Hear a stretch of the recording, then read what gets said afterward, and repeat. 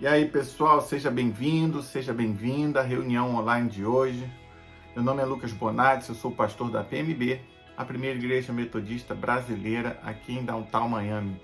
Outra vez, seja muito bem-vindo, seja muito bem-vinda. Hoje um domingo especial, é um domingo que nós chamamos aqui na Igreja Metodista Unida de Domingo dos Leigos, um domingo que nós celebramos essa característica tão importante da nossa igreja, que é a de incentivar a participação de líderes leigos, líderes que não são clérigos, que não são formados em teologia, mas que exercem papéis super importantes na nossa denominação, na nossa estrutura, no funcionamento da nossa igreja local. Sem vocês, a nossa igreja não existiria e não funcionaria assim. Por isso nós temos esse dia tão especial que queremos dedicar aos nossos líderes leigos. Quero aproveitar o seguinte, fazer alguns anúncios importantes. Esse sábado agora, nós vamos recomeçar as aulas da Fundação Vamos Falar Português aqui no nosso santuário, no Lightburn Building, onde a gente se reúne. Então é uma alegria muito grande, né? Mais uma vez vamos ter aí a oportunidade de nos conectar com famílias brasileiras que moram aqui em Downtown e que querem ver seus filhos, né, continuando essa herança cultural da brasilidade. Mas como o nosso santuário está repleto de roupas por causa do bazar, nós precisamos muito da sua ajuda durante a semana. Você que puder nos ajudar durante a semana, por favor, vem. A gente realmente precisa da sua ajuda para arrumar as coisas. A gente precisa guardar muita coisa. A gente quer manter um espaço com itens de bazar, né, para que os pais que estarão ali esperando os seus filhos, né, terem sua aula de português, para que eles possam ter uma oportunidade de visitar e, quem sabe, comprar algum item para ajudar o nosso ministério, né? Então, nós precisamos da sua ajuda nessa movimentação toda. Além de que, também, se você puder, no próprio sábado, tá ali ajudando, né? Enfim, fica aqui o convite. São três oportunidades em uma só. Você pode ajudar a arrumar o salão, ajudar a preparar uma área para que a gente possa efetivamente continuar, manter o bazar, ainda que as pessoas estejam reunidas ali, e oportunidade de vender, né, de estar ajudando o funcionamento do bazar durante a aula e no domingo a partir das 4 da tarde, tá bom? Só aí já fica muito convite, né? Então você, por favor, procure a Thaís para ver como você pode ajudar. A gente realmente precisa da sua ajuda, tá bom? Deixa eu ter câmera aqui, desculpa. Outro anúncio é que no próximo domingo, as reuniões presenciais, hoje à noite a gente não tem culto presencial, então no próximo domingo a gente vai ter a reunião presencial e a partir daí será toda semana novamente, tá? As aulas já estão recomeçando, então, portanto, vamos voltar ao ritmo de antes, todo domingo, a partir do domingo que vem, tá certo? Bem, era isso que eu tinha para dar de recado para vocês. Mais uma vez eu quero agradecer a presença de todos vocês e dizer que a gente continua orando por todos vocês. E nesse momento eu quero te convidar a preparar o seu coração e mente para que nós possamos adorar a Deus e meditar na sua palavra juntos. Vamos orar. Pai, Tu nos conheces, Senhor, por trás, por detrás e por diante, Senhor, completamente. Tudo que nós somos, tudo que nós temos. Não há como esconder nada de Ti, Pai.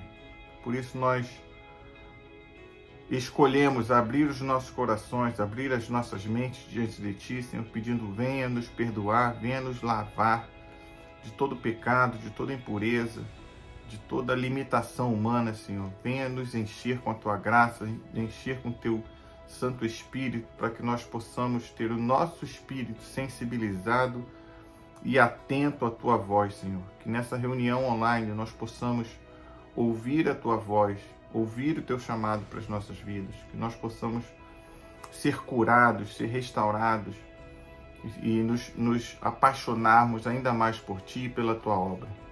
Em nome de Jesus, Tu conheces os nossos problemas, as nossas necessidades, as nossas dificuldades. Nós apresentamos tudo diante de Ti, Senhor. As pessoas nas nossas famílias, que necessitam de emprego, que necessitam de uma cura interior, que necessitam de cura física. Em nome de Jesus, tudo, Senhor, que nos aflige, nós apresentamos diante de Ti, pedindo o Teu socorro, pedindo a Tua ajuda, pedindo o Teu milagre. Da mesma forma, colocamos os nossos sonhos, pedindo, Senhor, a Tua bênção, que as portas certas venham a se abrir para as nossas vidas, para que nós possamos não simplesmente conquistar coisas na vida e progredirmos e alcançarmos nossos objetivos na vida, mas que possamos, no decorrer desse percurso, inspirar outras pessoas, Senhor, e testemunhar da Tua graça, do Teu amor e da Tua glória no nosso dia a dia. Em nome de Jesus, Senhor, nós oramos agradecidos, Pai. Amém e amém.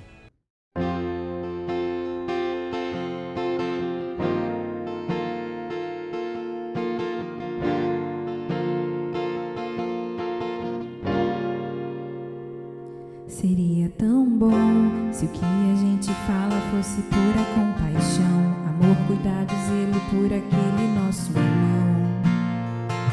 Seria tão bom, seria tão bom se o conhecer a Deus fosse mais que religião, fosse amor e obediência pelo autor da criação.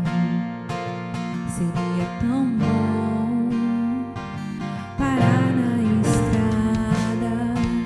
me aproximar e além das palavras querer ajudar, chegar bem mais perto e sem escolher fazer o que é certo, cuidar e acolher. Ai, Pai, faz de mim contigo. Então,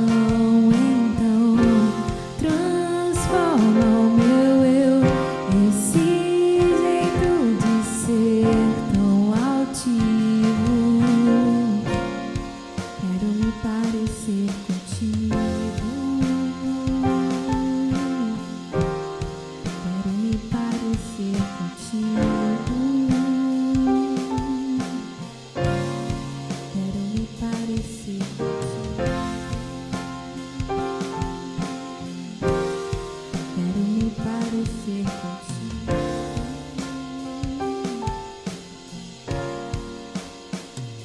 Seria tão bom se conhecer a Deus fosse mais que religião, fosse amor e obediência pelo autor da criação.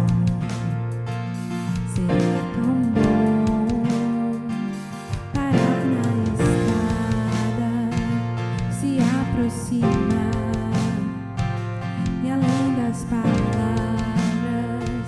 querer ajudar, chegar bem mais perto e sem escolher fazer o que é certo, cuidar e acolher, fazer o que é certo, cuidar e acolher. Ai, Pai, faz de mim alguém parecido contigo. Então, transforma o meu eu, esse jeito de ser tão altivo. Quero me parecer contigo. Quero me parecer contigo. Quero me parecer contigo.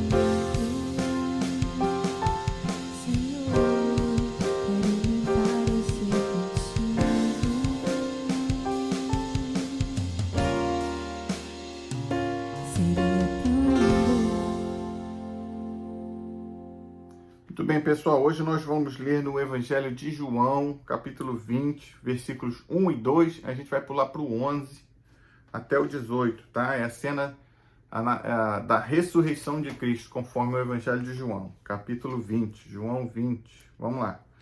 Diz assim: no primeiro dia da semana, Bem cedo, estando ainda escuro, Maria Madalena chegou ao sepulcro e viu que a pedra da entrada tinha sido removida.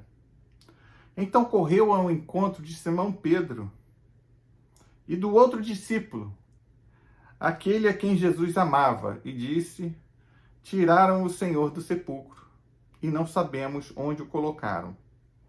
Pedro e o outro discípulo saíram e foram para o sepulcro. Opa, esqueci. Vou pular para o 11. Vamos lá. No 11 diz: Maria, porém, ficou à entrada do sepulcro, chorando. Enquanto chorava, curvou-se para olhar dentro do sepulcro e viu 2 anjos vestidos de branco, sentados onde estivera o corpo de Jesus, um à cabeceira e outro aos pés.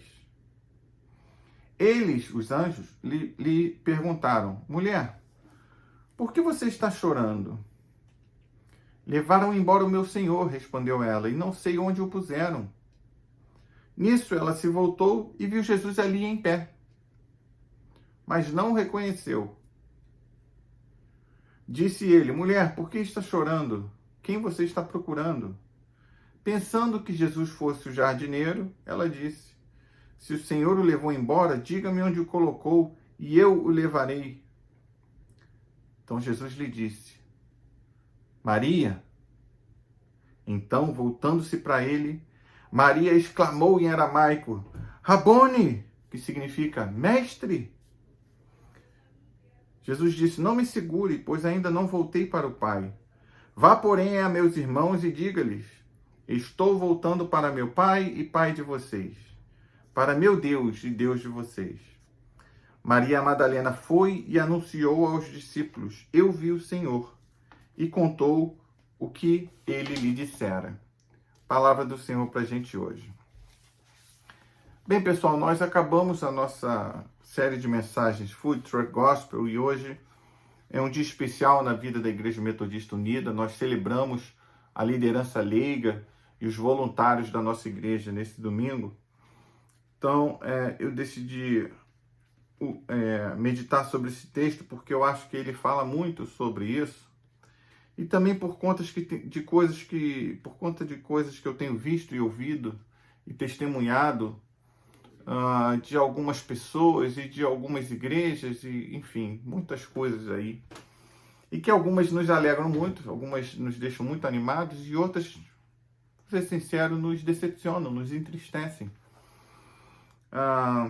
Por exemplo, vou mencionar uma coisa aqui. Hoje de manhã eu vi um Twitter de um menino, desses meninos, sabe, não deve nem ter 25 anos de idade, mas esses meninos que muito orgulhosos de serem quem são, muito afirmativos nas suas opiniões, e aí se descreve como um reformado, né? Muito orgulhoso de ser um reformado. E até aí tudo bem, eu sou muito orgulhoso de ser um metodista. Eu sou apaixonado pela doutrina da Igreja Metodista, é como eu entendo o mundo, é como eu entendo a fé, como eu experimento a fé e experimento o mundo. Não é por causa da doutrina metodista que eu sou ou experimento alguma coisa na fé, é como eu tenho experimentado a fé e vejo que se encaixa muito nas crenças e na doutrina metodista. Então, por isso que eu sou um metodista convicto. E gosto até das burocracias que causam dificuldades e morosidades. Eu gosto de tudo. Sou muito, muito satisfeito e identificado com a Igreja Metodista. Mas nem por isso eu fico diminuindo outras tradições, outras maneiras de se entender o texto bíblico. Eu sim posso discutir por querer entender os fundamentos de uma crença diferente, mas não diminuir o valor dessa diversidade de interpretações. Não, eu dou glória a Deus pelas diversas interpretações do texto bíblico, porque isso aumenta, melhora o meu entendimento, a minha prática de fé. Então, de forma alguma, apesar de ser muito orgulhoso e satisfeito com a doutrina metodista, eu não me coloco nessa posição de diminuir o outro.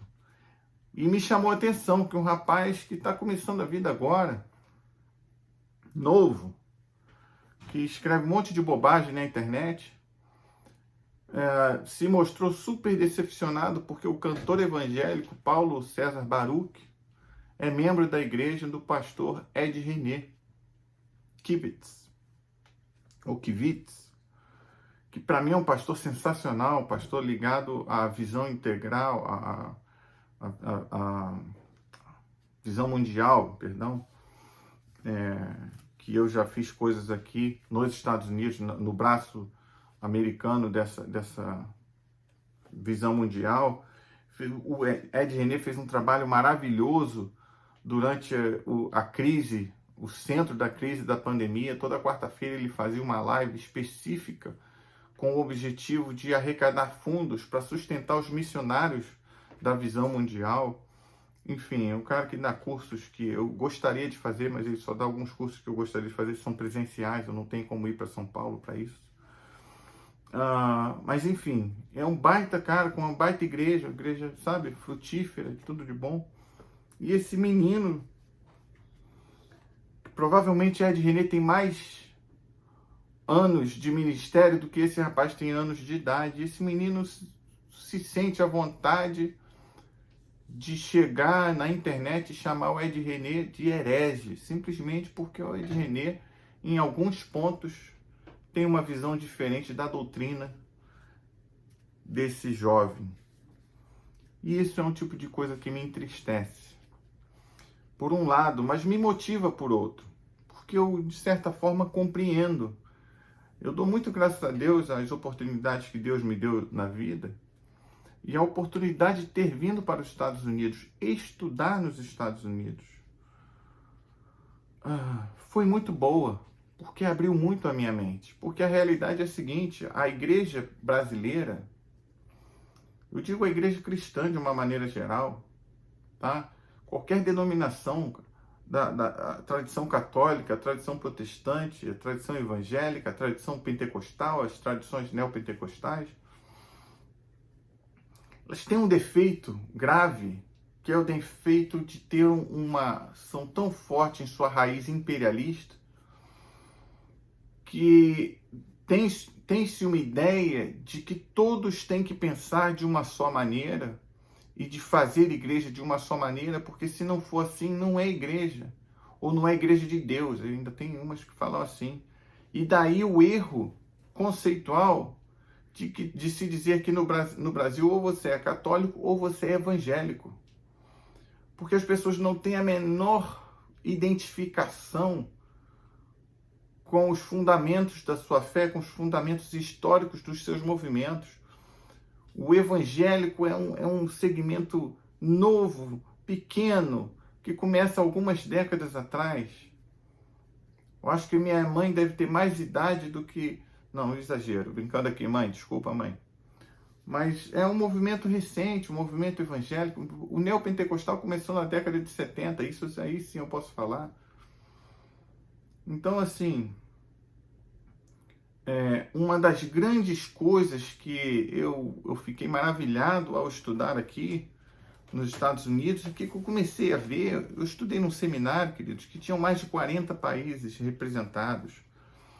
Então eu tinha amigos de Gana, tinha amigos da Nigéria, amigos do Quênia, amigos da Coreia do Sul, amigos da China, amigos de Taiwan, amigos da Filipina, de diferentes lugares da Índia, que seguem tradições e costumes muito diferentes uns dos outros. Amigos da Europa, da Rússia, da Malásia, de Madagascar, dos Estados Unidos, em vários lugares dos Estados Unidos, Califórnia, Texas, enfim. Muitas referências diferentes, países caribenhos. E isso me fez muito bem, porque eu passei a entender que a igreja de Cristo, sabe quando Jesus fala assim, na casa de meu pai há muitas moradas? Esse texto passou a ter um outro significado, porque eu entendi que a igreja de Cristo ela pode ter várias vertentes. Porque, como eu havia falado, cada pessoa experimenta a fé de uma maneira, e a importância de ter tanta denominação assim é porque a pessoa identifica qual o grupo que se comunica melhor com a experiência de vida dela. No meu caso, é o grupo metodista. A minha experiência de fé é muito ligada, tem muitas conexões com a doutrina metodista. E quando eu descobri isso, eu fiquei maravilhado. Não é que o metodismo me moldou. Eu não acredito que eu tenha experimentado as coisas ou interpretado os eventos da minha vida porque eu fiz parte da igreja metodista. Não. A minha experiência de vida se comunica com a doutrina. E aí faz sentido a partir disso. Da mesma maneira como alguns têm uma experiência de vida que se identifica com a Assembleia de Deus, que tem uma experiência de vida que se identifica com o modelo de igreja da igreja presbiteriana ou de outra denominação. Enfim, uma das coisas que eu mais gostei no seminário foi ter visto essa diversidade. E a gente, culturalmente, é acostumado a um tipo de igreja, a um tipo de pregação, a um tipo de modelo de culto, com apelo, com não sei o quê. Se não falar com muita emoção, com apego, sabe? Ai, não é, parece que está faltando alguma coisa. E não. Eu aprendi que existe uma diversidade enorme e que a gente tem que aprender a estar aberto a essa diversidade. Então, por exemplo, sobre modelos de igreja, eu fui exposto a estudar, né, a questão de modelos de mega churches, essas igrejas gigantes com mais de 1.000 membros, com telão, fundo preto e tudo isso. House churches, que são o contrário, são igrejas que se reúnem em casas, um modelo muito mais íntimo, menor, mais sincero, mais conectado, mais humano, mais relacional. Existem as expressões frescas, né? Que é um movimento crescente aqui nos Estados Unidos, que de certa maneira nós já fizemos no Brasil algumas coisas assim, mas não intencionalmente. Então você tem hoje grupos que se especializam em fazer exercício físico e a partir do exercício físico conectar com o evangelho. Então se reúnem, basicamente as pessoas se reúnem a partir dos seus interesses comuns, ir para academia, fazer uma corrida, culinária, música, skate, e ali, como no Brasil a gente sempre usou muito futebol para se conectar com as pessoas e evangelizar através de futebol, nunca deu muito certo, porque cristão bate muito quando está jogando futebol, mas isso é um detalhe. Enfim, expressões frescas, você se conectar com pessoas e conectar o evangelho com a realidade das pessoas, com aquilo que as pessoas já gostam, já fazem normalmente, né? Porque às vezes chamar para um culto é uma coisa que a ideia de culto é uma coisa muito distante para as pessoas. Então, quando você consegue aproximar o evangelho para a atividade já corriqueira daquela pessoa, facilita. Então, isso é uma expressão fresca de igreja. Existem as pessoas que adoram as igrejas tradicionais. Eu vi muito jovem no seminário abandonando igrejas mega churches e se tornando anglicanos, se tornando bem tradicionais. Existem igrejas que preservam certos aspectos da tradição de igrejas tradicionais, de cultos tradicionais, e incluem elementos das igrejas contemporâneas, né, o que a gente faz. Enfim, aprendi sobre diferentes teologias, pessoas que são calvinistas, arminianos, ortodoxos, católicos. No meu seminário, inclusive, 2 professores fizeram uma coisa muito interessante. Um professor calvinista e o outro professor wesleyano, arminiano. Então, o arminiano escreveu um livro chamado Por que eu não sou um calvinista? E o calvinista escreveu um livro dizendo Por que eu não sou arminiano? E expõem, conversam, criam uma conversa entre as tradições, ao invés de acusar e diminuir a outra tradição, né? Enfim, uma outra coisa que me chamou muito a atenção foi uma coisa que é diferente de culto, né? Eu descobri que em alguns lugares, algumas igrejas na Índia, dependendo da região que você está, no momento da Santa Ceia, eles tiram os sapatos. Eles não tomam Santa Ceia.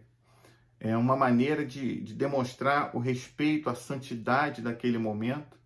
É você participar da Santa Ceia descalço, né? Enfim, foi um dos grandes benefícios que eu tive com essa formação teológica no estrangeiro, foi justamente ser exposto, foi aprender que o meu modo de fazer igreja, o modo com que eu fazia igreja, com que eu estava acostumado, que você também, é só um modo de ser igreja.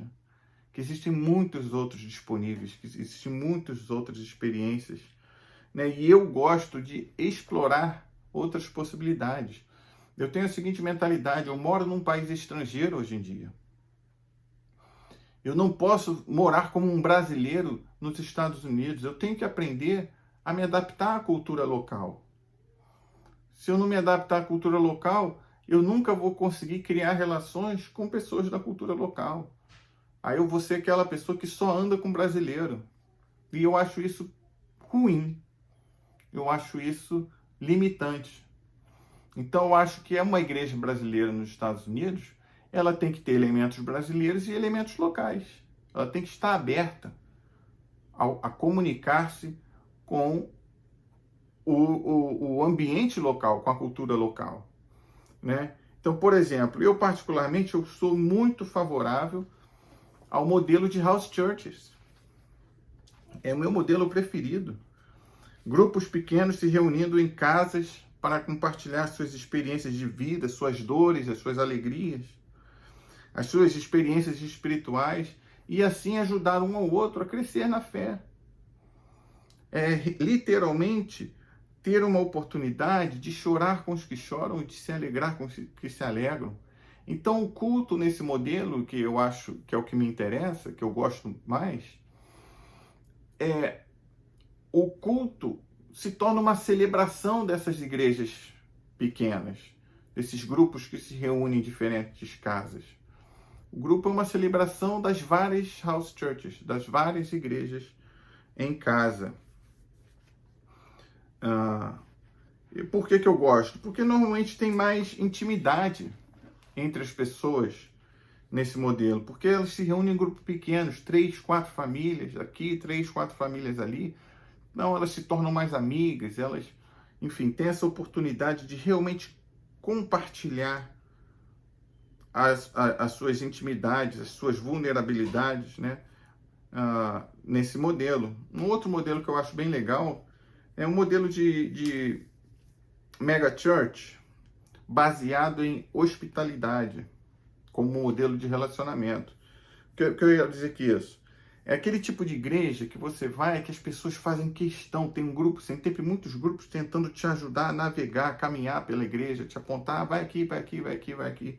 Tá precisando do quê? Né? Então, por exemplo, existem... Normalmente essas igrejas elas investem muito no trabalho para crianças e para adolescentes, até porque os pais, no momento do culto, para eles terem condições de focar no culto, eles precisam ter a certeza de que seus filhos estão sendo bem cuidados, estão seguros, né? Então essas igrejas baseadas em hospitalidade normalmente fazem tudo isso, né? Porque a hospitalidade nesse modelo é um fator essencial para a vida da igreja, né?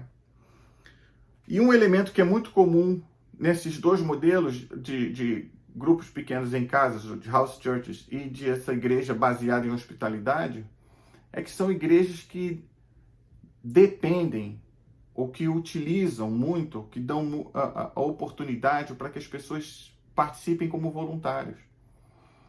É preciso ter muito voluntário para essas igrejas funcionarem. Por exemplo, mais para o interior da Flórida, a gente encontra igrejas, você vai dirigindo assim, você vê pessoas, grupo de pessoas com placas, com sinais, dizendo, seja bem-vindo, não sei o quê, dando orientação, daqui a 1 milha tem a nossa igreja, vira à direita.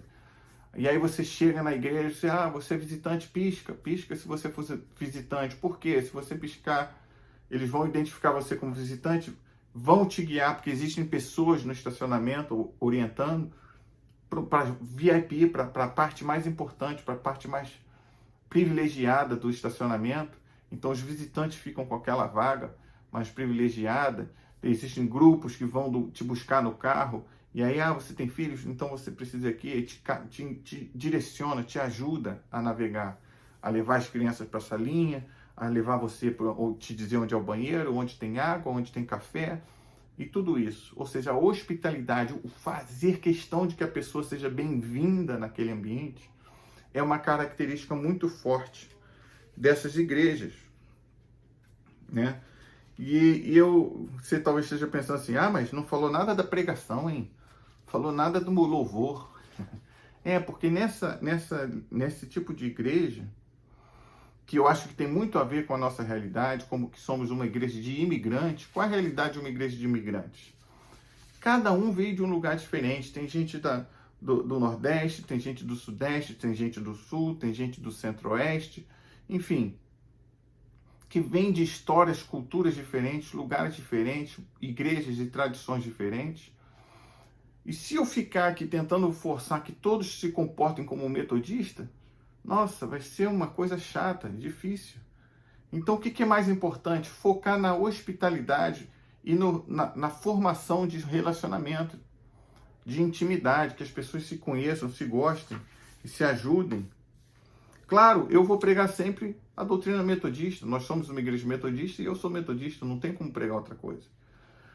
Mas num tom de diálogo e de aceitação, de tolerância um com o outro, né? O foco da nossa igreja, de uma igreja de imigrantes, é ser um espaço seguro para que a pessoa se sinta à vontade para explorar a sua fé, para crescer no seu relacionamento com Deus, para crescer no seu relacionamento com outras pessoas, fazer amigos, né? Portanto, ter um tom de tolerância e com essa capacidade de dialogar com pessoas diferentes, com diferentes culturas e perspectivas, isso é muito mais importante do que a pregação em si. Então, a hospitalidade, na minha opinião, é muito mais importante numa igreja de imigrantes do que a própria pregação doutrinária, digamos assim, né? O fato é que nada disso, do que eu estou falando, dessas possibilidades de igrejas diferentes e de cultos diferentes e de criação de intimidade, de relacionamento, nada disso é possível em uma igreja, seja ela pequena ou grande, se essa igreja não tem o ministério dos voluntários, a participação voluntária das pessoas, as pessoas se dedicando à obra de Deus, ajudando na obra de Deus. Se ficarem dependendo do pastor ou do fulano e de cicrano para que isso ou aquilo aconteça, não vai acontecer. É essencial, especialmente no nosso caso da PMB, que somos uma igreja pequena, nós somos o que nós chamamos de church plant, é uma congregação, é uma igreja que foi plantada e precisa ser regada, cuidada, para que cresça e dê frutos. Mas nós ainda somos uma sementinha crescendo, né? Então, principalmente numa igreja com as nossas características, você ser voluntário, você ser voluntária, ajudando, criando, contribuindo com ideias, com os seus braços, com a sua presença, é fundamental, querido. Senão a nossa igreja não vai dar frutos, né? Mas a nossa igreja já dá frutos. É uma igreja abençoada, né? E é por isso que nesse domingo dos leigos, né? Domingo que nós celebramos os leigos, eu quero ressaltar esses aspectos. Nós somos uma igreja em plantação, em desenvolvimento. Por que eu falei desses vários modelos? Porque nós temos, por estarmos começando, várias direções que nós podemos tomar, né? Eu tenho as minhas preferências pessoais, né? Mas não necessariamente nós tenhamos que seguir as minhas preferências pessoais, né? Mas nós temos a possibilidade de trabalhar e desenvolver e de plantar e de construir qualquer modelo a partir do que nós somos hoje, né? Mas isso não será possível se vocês não ouvirem o chamado de Deus e não aceitarem o chamado de Deus para essa participação mais efetiva, como voluntários, como voluntárias, como talvez até líderes leigos e leigas. Eu quero explicar aqui o porquê, para te dar uma noção da importância dos líderes leigos para a nossa igreja, para a Igreja Metodista Unida. Eles são tão importantes e tão valorizados que existem até cursos de capacitação para líderes e missionários leigos. Você sabia disso? Exatamente. E mais importante, o maior símbolo da importância dos líderes leigos da nossa igreja é o seguinte: existe apenas, a Igreja Metodista Unida ela é muito grande, mas existe apenas um grupo, um corpo, que tem a capacidade de falar em nome da Igreja Metodista, em nome da denominação, que é o grupo chamado Conferência Geral. E essa Conferência Geral se reúne a cada 4 anos para decidir coisas importantes para a vida da igreja. E 50% desse corpo, chamado Conferência Geral, é composto por clérigos, por pastores, bispos, superintendentes, e há outros 50% de líderes leigos. Para te dar uma ideia da importância do ministério de leigos, de líderes leigos da nossa igreja, líderes leigas também da nossa igreja, 50% do corpo que fala em nome da denominação é composto por líderes leigos e líderes leigas. Se a gente decide como denominação criar uma força-tarefa de combate ao racismo, isso é feito através dos líderes leigos e dos clérigos, em votação, em discussão, em construção conjunta, um ambiente democrático, um ambiente de respeito, de divergência muitas vezes, mas de construção. E isso é muito importante. Para você ter uma ideia, nenhum bispo, nem o colégio de bispos da Igreja Metodista Unida pode falar em nome da denominação, mas esse corpo de metade de líderes leigos e metade de pastores e pastoras e diáconos e diáconas, sim, esse corpo pode falar. Então, eu quero, nesse momento, agradecer aos líderes leigos da Igreja Metodista Unida, aos voluntários da Igreja Metodista Unida, aos voluntários e voluntárias da PMB, porque sem vocês a nossa igreja não existe, não existiria e nem existirá. E é por isso que a gente está meditando no texto de hoje. Porque olha só que coisa tremenda. O texto de hoje é o texto da ressurreição, é o momento mais importante do ministério de Jesus.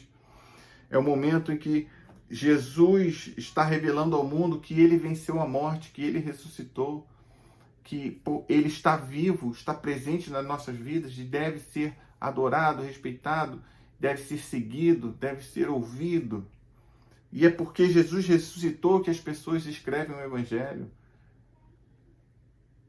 Mas olha que interessante, não foram os líderes, não foram os discípulos, não foram os futuros apóstolos, os estudantes de Jesus, os futuros líderes da Igreja de Cristo, não foram eles que testemunharam por primeira vez a ressurreição de Cristo. Eles estavam, esses homens, nessa sociedade patriarcal e machista, esses homens discípulos estavam escondidos com medo de serem presos, torturados e mortos. Quem é que vai ao sepulcro de Jesus? As mulheres, Maria Madalena, segundo o Evangelho de João, segundo o Evangelho de Marcos, Maria Madalena, Salomé, a viúva de Zebedeu, mãe de João e Tiago, né, João o apóstolo, e Maria, mãe de Tiago e de José, que muitos consideram aqui, entendem que são Tiago e José os irmãos de Jesus. Essas mulheres, sem cargo de liderança, sem a pompa de serem os apóstolos ou discípulos, estudantes, os confidentes de Jesus, não, essas mulheres foram à tumba. E essas mulheres testemunham a ressurreição de Cristo.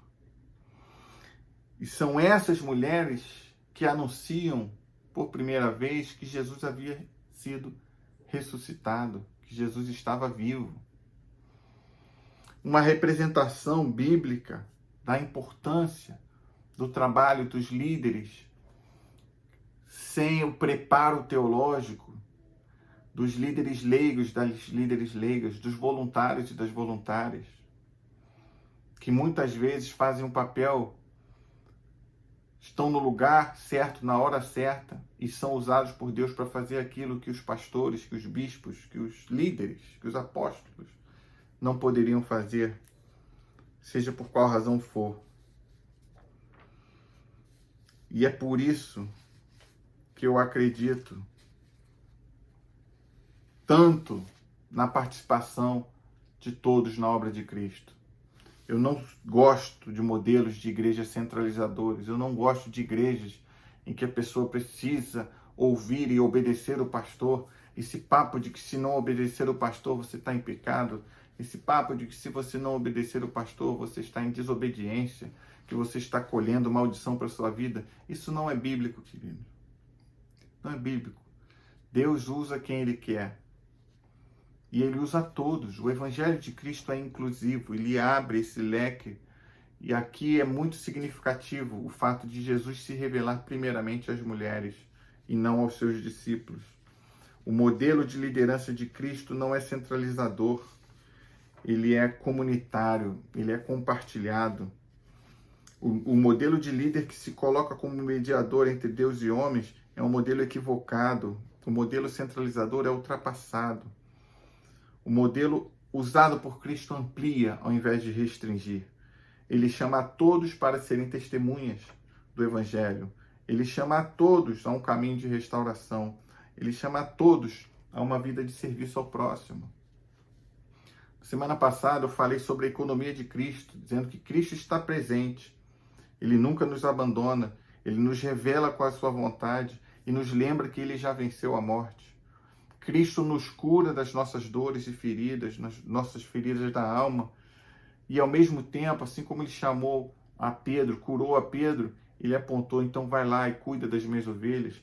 Então Jesus, quando nos cura, Ele nos chama a cuidar de suas ovelhas. Ele nos dá um chamado, uma tarefa, né? Um convite para que nós possamos participar da sua missão aqui na Terra. E o modelo de liderança de Cristo é esse, é uma liderança compartilhada. Lembremos que os discípulos, eles iam de 2 em 2 pregar o Evangelho, eles não iam sozinhos. É um para apoiar o outro e também um para prestar conta para o outro. Eles sempre prestavam conta das suas ações, né, para a igreja. Sempre esse espírito de submissão mútua, né? A liderança ensinada por Jesus, ela é inclusiva, ela empodera, ela capacita os incapacitados, né? Os discípulos, os mais preparados, sim, eles tinham responsabilidades diferentes, responsabilidade de direcionar, de treinar, de implementar a visão. Essa é a responsabilidade pastoral dos clérigos, de quem tem mais preparo teológico, de quem tem mais visão de modelos de igreja, de administração de tudo isso. Mas nada acontece sem a participação efetiva de voluntários, sem a paixão dos voluntários, dos líderes leigos e das líderes leigas.